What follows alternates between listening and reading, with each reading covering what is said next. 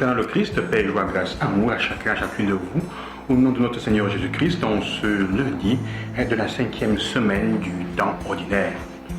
L'évangile que nous lisons aujourd'hui, qui est soumis à notre méditation, nous donne certaines clés pour comprendre, je dirais en résumant, comment sans le Christ notre vie n'a pas de sens. L'évangile commence en nous disant que Jésus traverse la mer et il va vers les gens. Ils le reconnurent. Ils accoururent vers lui avec leurs malades, des personnes extropiées. Et à la fin, après l'avoir rencontré, ils sont sauvés. Ce qui est intéressant, c'est que le texte ne nous dit pas ils sont guéris. Il dit ils sont sauvés. Ils étaient sauvés. Pour vous faire comprendre, sœurs et frères, qu'au fond, ce de quoi nous avons besoin, et Dieu l'a compris depuis longtemps, c'est du salut.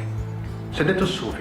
Et ne pensez pas avant tout à la question de notre âme à la fin de la vie, après la mort. Non, non, non. Vous voyez, plus que de guérison dans nos vies souvent, nous avons besoin de salut.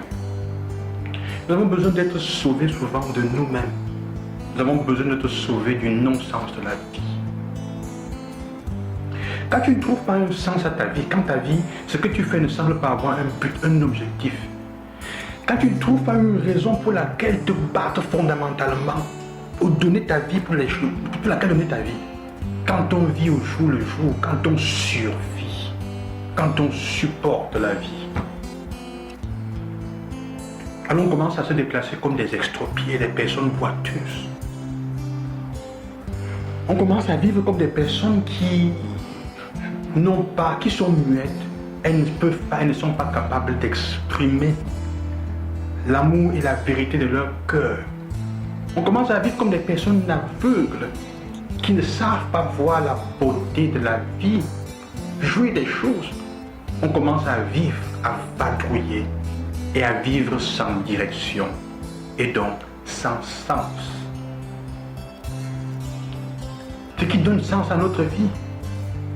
Et vous voyez que tout ce qui est cité comme maladie extropiée sont des choses qui nous mettent en relation, elles liées au sens de la personne, nous mettent en relation. La chose belle ici, c'est que Jésus traverse la mer. La mer pour les Juifs est ce qui est le mal. Jésus traverse, c'est Jésus qui c'est Dieu qui fait le pas, le premier. Il s'incarne, il laisse sa place du ciel au paradis pour entrer dans notre humanité, pour écouter et comprendre notre humanité. Il est celui qui le premier fait le pas vers nous. Le Évangile fait comprendre que tout ce que nous avons à faire, c'est apprendre à le reconnaître dans le quotidien. La majeure partie du temps, nous sommes malades et nous sommes souffrants, nous sentons marginalisés, nous sentons malheureux parce que notre vie semble ne pas avoir un sens. La question de fond est, on va où? Qu'est-ce que ma vie devient? Ça sert à quoi?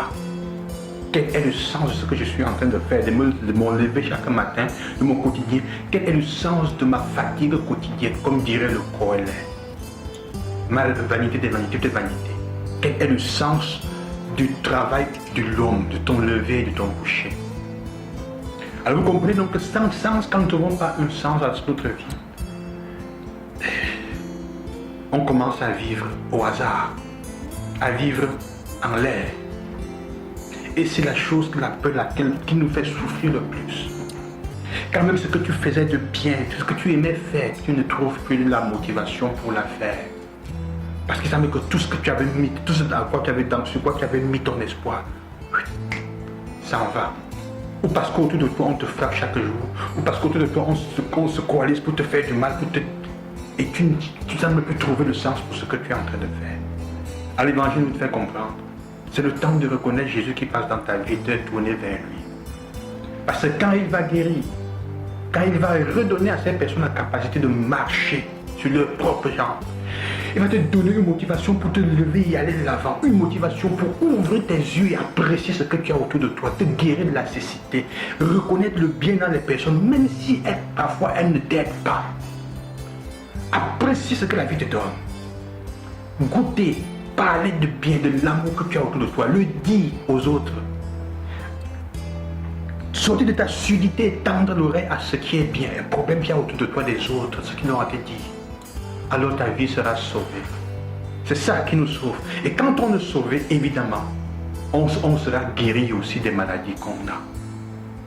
Nous avons besoin de ce salut, d'être sauvés des non-sens de notre vie. Et il n'y a que Jésus. Demandons la grâce au Seigneur de le reconnaître dans notre quotidien, dans notre vie. Même quand nous sommes en difficulté, de le reconnaître chaque jour. Aujourd'hui, ce matin, dis avec moi dans le Seigneur, Seigneur, donne-moi la grâce de te reconnaître dans ma journée et de te sauver par le sens que tu donnes à ma vie. Que le Seigneur vous bénisse et qui vous accompagne. Je vous bénis au nom du Seigneur. Loué soit Jésus-Christ. À demain.